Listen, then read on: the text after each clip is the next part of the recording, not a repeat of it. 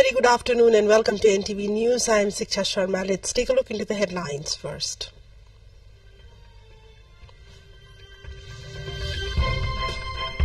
Nepali Congress summons Central Working Committee meeting for February 15 as Mahasamiti preparations. Mao Central Committee meeting continues today. Parliamentary Committee summons Education Minister to discuss TUBC selection. Issues raised after candidates shortlisted spark public concern. Israel expands its offensive and attacks Rafah with 63 Palestinians reported killed. Israel says 2 hostages rescued in a raid. And Nepal bowling against Canada in its last game of the 3-match ODI series. Nepal eyeing for a clean sweep.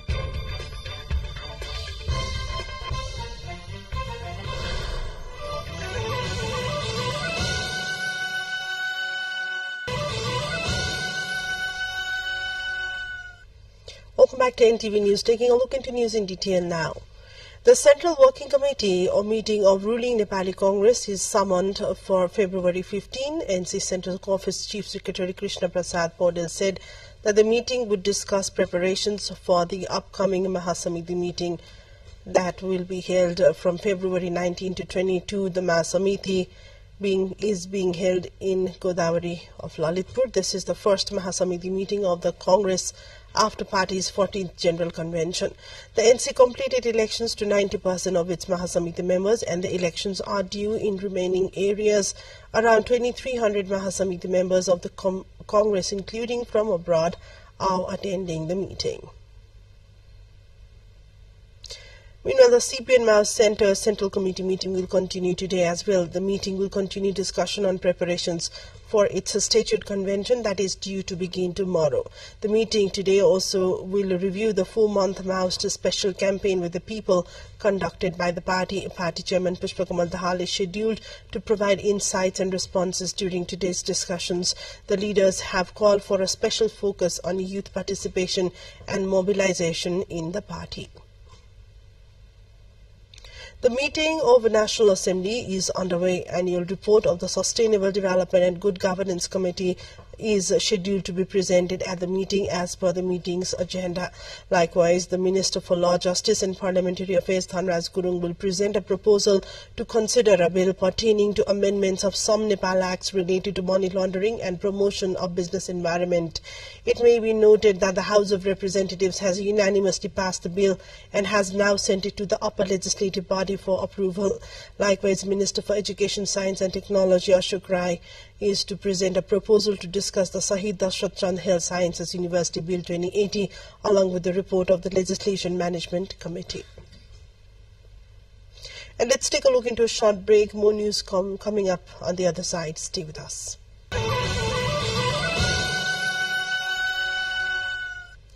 Welcome back to NTV News. Taking a look into further developments. The Education, Health and Information Technology Committee of the House of Representatives has summoned Education Minister Ashok Rai to discuss the selection of the Vice Chancellor of the Tribhuvan University. Committee Chair Bhanubhakta Joshi informed that the agenda includes deliberations on the ongoing appointment process and addressing public concerns. Furthermore, discussion will encompass the appointment of VC at other universities as well. Education Minister Rai's committee has shortlisted 14 candidates out of 43 applicants for the position of Vice Chancellor at the Tribhuvan University. Additionally, the application process for VC appointments has been extended to Eastern, Far Western and Midwestern universities as well. A total of 29,133 beneficiaries from Rukum West affected by the Jajakot earthquake have been provided with the initial installment for temporary shelter. Assistant Chief District Officer Pravesh Budwal revealed that funds have been disbursed for a total of 31,600 beneficiaries, with each receiving 25,000 as the first installment. Artbiscote municipality has the highest number of beneficiaries, totaling 9,732, while Musikot municipality has the lowest with 1,547. Budwal mentioned that for 24,726 temporary housing units have been completed in the district, while 5,976 units are still under construction. Additionally, 2,487 beneficiaries are yet to receive the first tranche of installment for temporary housing construction. Taking you to the international front, where more than 60 people were killed in heavy airstrikes on densely crowded Rafah in southern Gaza before dawn on Monday, according to the Hamas-run territory's health ministry. Israeli Prime Minister Benjamin Netanyahu has ordered his army to prepare a ground offensive on Rafah, Gaza's last major population center that troops have yet to enter after Hamas' October 7 attacks sparked the war. About 1.4 million Palestinians have crowded into Rafah, with many living in tents, while food, water and medicine are becoming increasingly scarce there.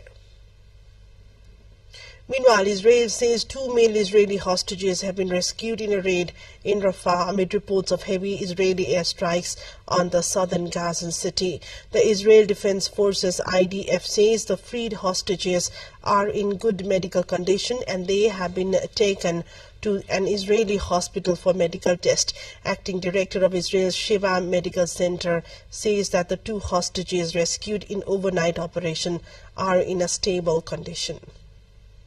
A quick look into the highlights of what's coming up next.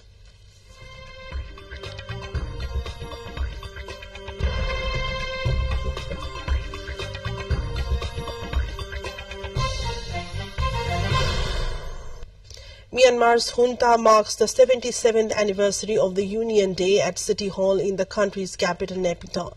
The display comes days after the junta announced the enforcement of a law allowing the military to summon all men aged 18 to 35 and women aged 18 to 27 to serve for at least 2 years as it struggles to crush the opposition to its 2021 coup.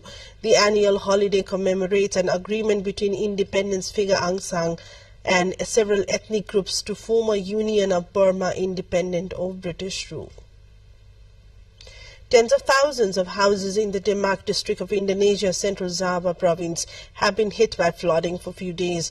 More than 20,000 people have been forced to leave their homes and stay at temporary shelters days before the Southeast Asian nation holds its general elections. A presidential election in Indonesia is being held on February 14.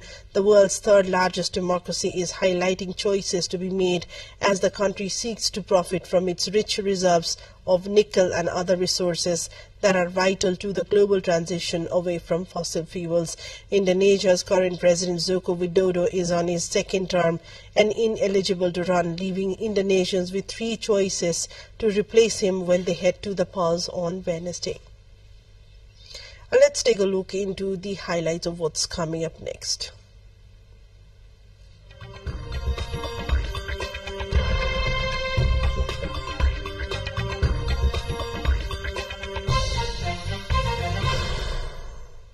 Carnival dancers took the biggest stage in Rio de Janeiro on Sunday night with their faces painted in red in a traditional indigenous manner, while the percussionist had miners out written across the skin of the drums. It was part of Salgueira Samba School's tribute to the Yanomami, Brazil's largest indigenous groups, with its giant floats, costumes and songs based on the group's ancient culture and traditions. Sunday's parade comes as Brazil celebrates 1 year since Lula declared a public health emergency for the Yanomami people in the Amazon, who are suffering from malnutrition and diseases such as malaria as a consequence of illegal mining. Time now for Sports Update.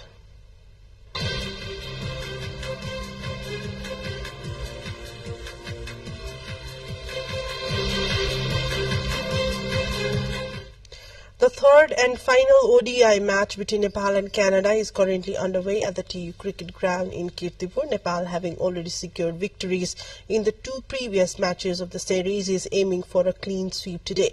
With 2 wins already in hand, Nepal has clinched the series title with 1 match to spare. In the opening match on Thursday, Nepal secured a narrow victory by 7 runs, followed by another triumph in the second match, winning by 4 wickets. The third ODI match that started at 9:15 a.m. with Nepal winning the toss and choosing to bowl first. Canada's score as of just now, Canada's score stands at 156 for 5 wickets after 41 overs. Aaron Johnson contributed 4 runs. Navneet scored a half-century with 50 runs. Srimantha Wijayaratne added 22 runs and Nicholas Kirtan scored 3 runs before being dismissed. Currently, Muva is at the crease with 11 runs off 15 balls, while Nikhil Datta, promoted to number 6, has scored 27 runs from 47 balls. On the bowling front for Nepal, Lalit Rajbangsi has been exceptional, maintaining an impressive economy rate of 2.21. He bowled 7 overs, including 1 maiden, conceding only 16 runs and claiming 1 wicket. Additionally, Hemant Dhami, Kushal Malla and Akash Chand have taken 1 wicket to contribute to Nepal's bowling effort. And that was the update till now of the third match of the bilateral ODI between Nepal and Canada there.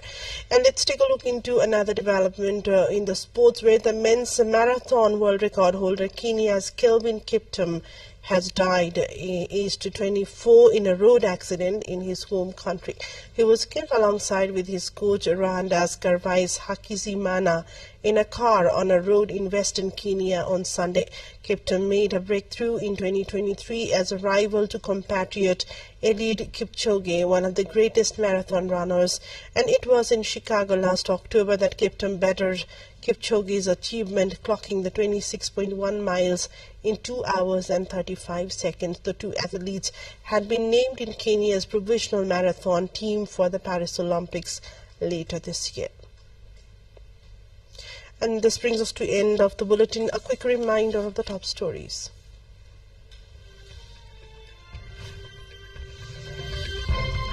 Nepali Congress summons Central Working Committee meeting for February 15 as the Mahasamiti preparations. Now Central Committee meeting continues today.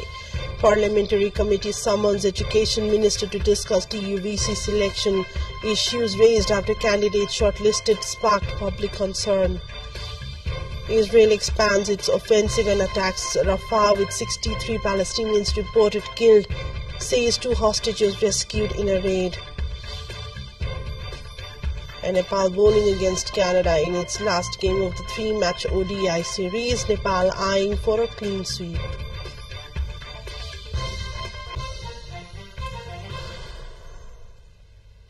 That's all for now. Thanks for watching. Have a great day ahead and namaste.